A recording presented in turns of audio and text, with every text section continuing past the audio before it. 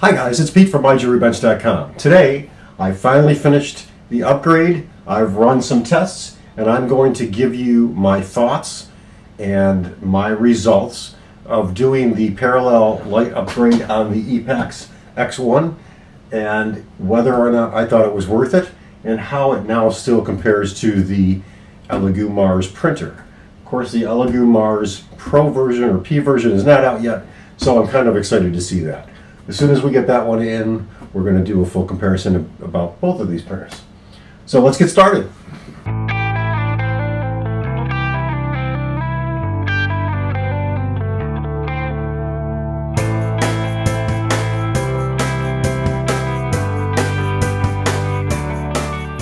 Okay, so there's one thing that I want to explain to you, and that is really how the parallel lamp works.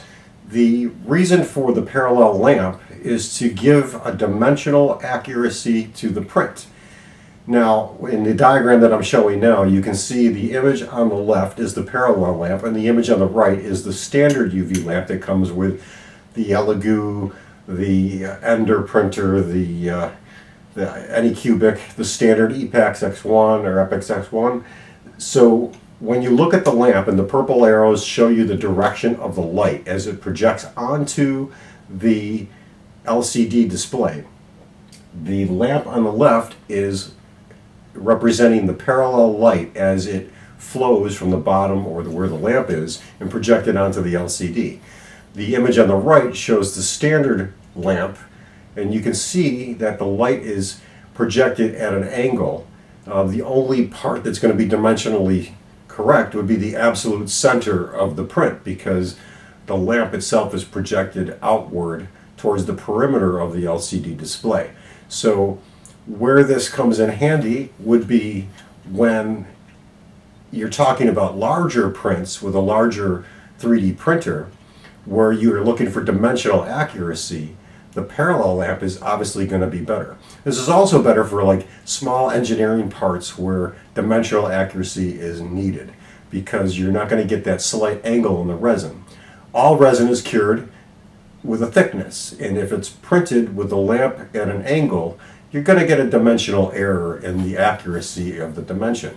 But the parallel lamp is supposed to solve that. Does it do that on this printer? Well, it's kind of a problem when we talk about the things that most of us typically print.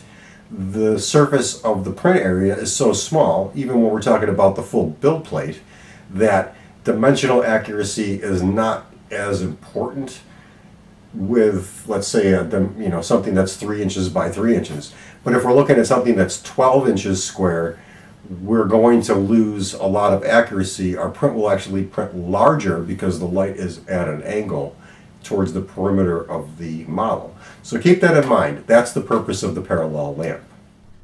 Okay, so let's jump right into what you're going to get with this kit. You're going to get the mounting brackets, a fan, the power supply, and the parallel lamp. Everything you need to do this parallel upgrade on your Epax or Epax X1 printer is included in this package, with probably some extras, because I ended up using some of the parts that were already in the Epax. And to be honest with you, everything seemed to go pretty smooth. The whole time that it took me to do the installation was approximately 90 minutes. I've never done it before, but now that I have, I could probably knock this out in about 40 minutes, as long as I have everything ready to go and laid out. It's pretty simple to do. You just have to kind of use your head when you're dealing with some of these small parts. You also have to take some precautions when you're dealing with the little connectors on the motherboard. I think I emphasized that in the video.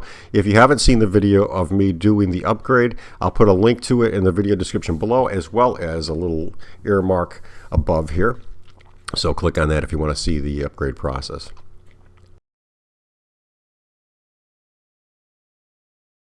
So let's take a look at the photos from before I did the upgrade. Now this is with the original 40-watt lamp. I believe it has a larger array than does the Anycubic and the Elegoo Mars, and you can see that in the video that I did the upgrade on. I show you a picture of what that looked like. It is it's a nice lamp. It prints pretty well.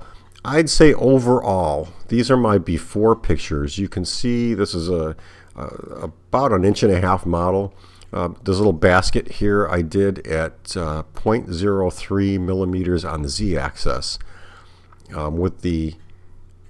this is with the original lamp, and all of these models came out relatively good. I wasn't as happy using the castable resin with the old lamp. It looks like, I got equal quality out of the Elegoo Mars as well as the Epax One.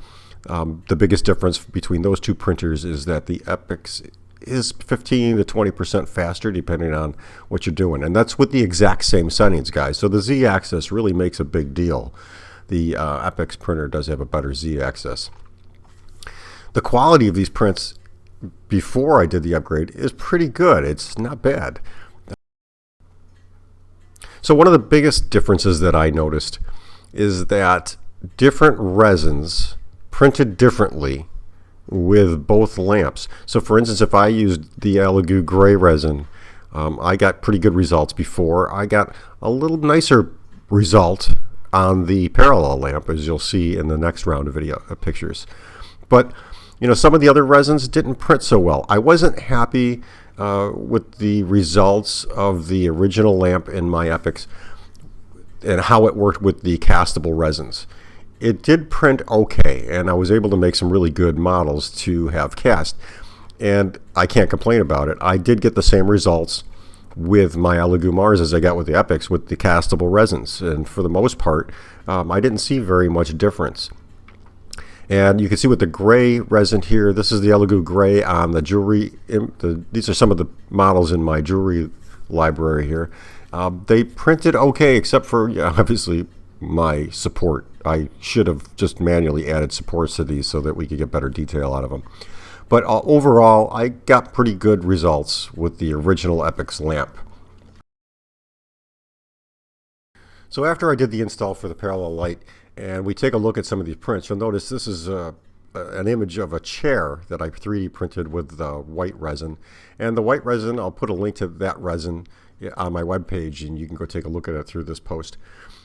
It printed really good with the new parallel lamp. I got much smoother results from this resin, and I used settings on all of these prints are the same. There are 8-second layer exposure, 5 layers at 60 seconds each on the first 5 layers, and they all came out pretty good. Even with, you look at the gray resin, it doesn't look much better in the picture as it did before, but you'll notice on the curves there's much finer detail in this, and I was more impressed with this.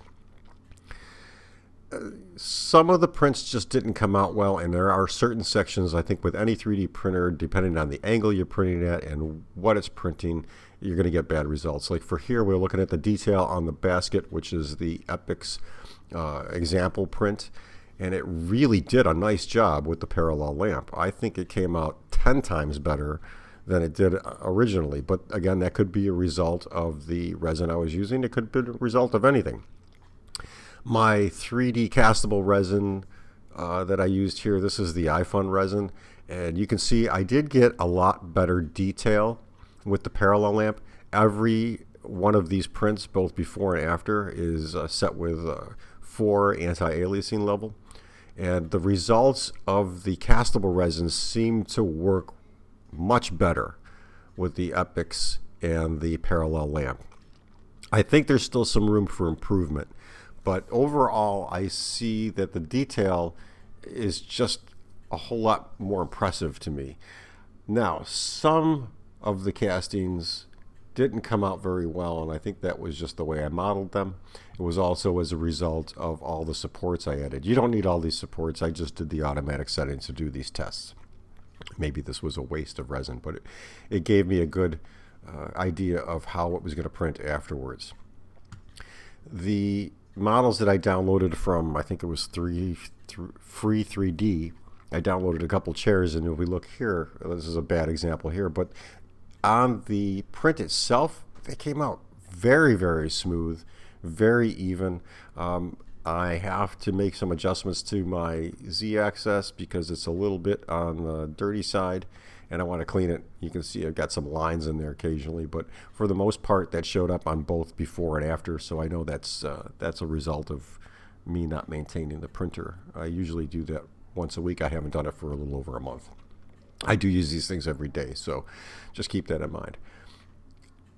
I would say overall for the jewelry models, this worked better, but for general printing, I didn't see any improvement. So that's the result of what I ended up 3D printing. And I, again, will put links to all of these resins on my website under this post, because I think you should see, you know, what resins I used. You're going to use different resins for the most part, but the brand, the color, they all do have some of an effect. Although I will say that on the castable resins, whether it's yellow, red, or blue, it seems to be printing all the same. I'm getting much better results now. But with general everyday resins, I didn't see any improvement. So keep that in mind. So let me conclude by saying that overall, I still think the Epax printer has some advantages over the current version of the Elegoo Mars or the Anycubic. I love the fact that it has a set and forget build plate. I mean, once you set it, you never have to deal with it again. It requires exactly the same kind of typical daily maintenance that you'd use on the Elegoo Mars, except that you don't have to level the build plate. My current version of the Elegoo Mars, I have to adjust that thing just about every time, actually every time I print. So after doing the parallel upgrade, did I see any improvement? And I think the answer, as you saw in the results of the pictures of the prints, is that I got a little bit of improvement, but nothing that would say it was worth the $100 upgrade. I think the UV light, the 40-watt UV light that they include out of the box, is still a better option than the parallel light, for the fact that the build plate on these printers is relatively small. It's not, you don't have the surface area where you have to worry about a wide area like some of the 8 by 10 printers that are out there. This printer seems to be, the build plate itself can handle the cone shape original UV lamp. I don't know as if I would have spent the $100 knowing that. The quality that I get from what it was is a slight improvement. There's not a big improvement. It is just slight enough to say that for really fine details and only with the castable resin, it was worth it.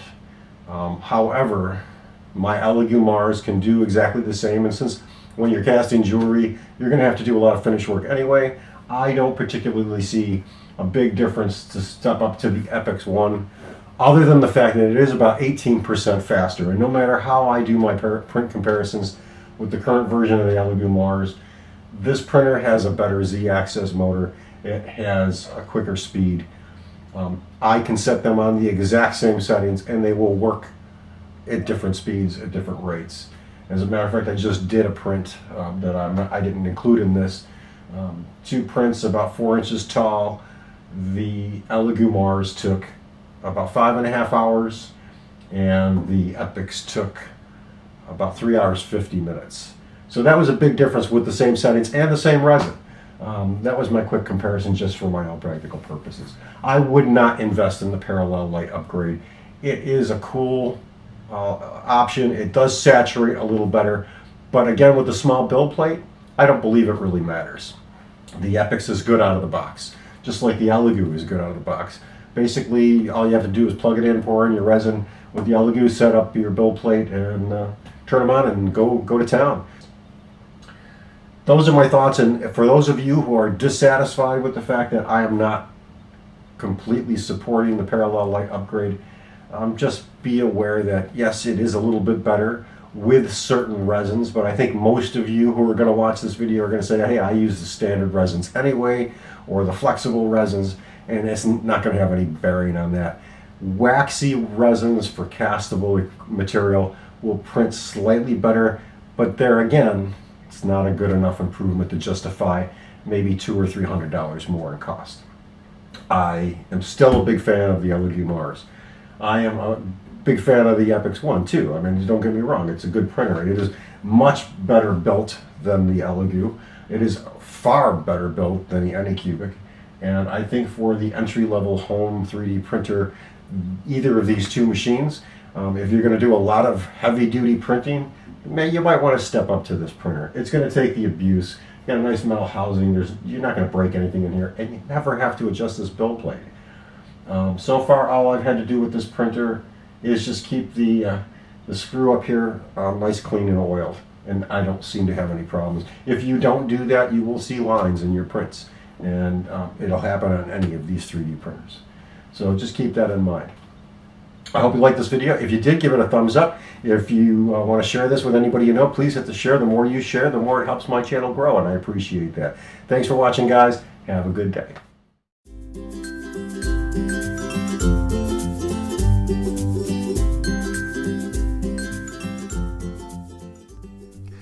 Thanks guys for taking the time to watch some of my videos. I really appreciate it. If you like these videos and you find them helpful, please give me a thumbs up. And if you want to see new stuff that I put out, usually on a weekly basis, hit the subscribe button and you can get notified by clicking on that little bell. I really appreciate any sharing that you can do, and the thumbs up that I get if you like these videos kind of helps with my channel to grow. You'll see that in the descriptions and on my website I do put affiliate links to products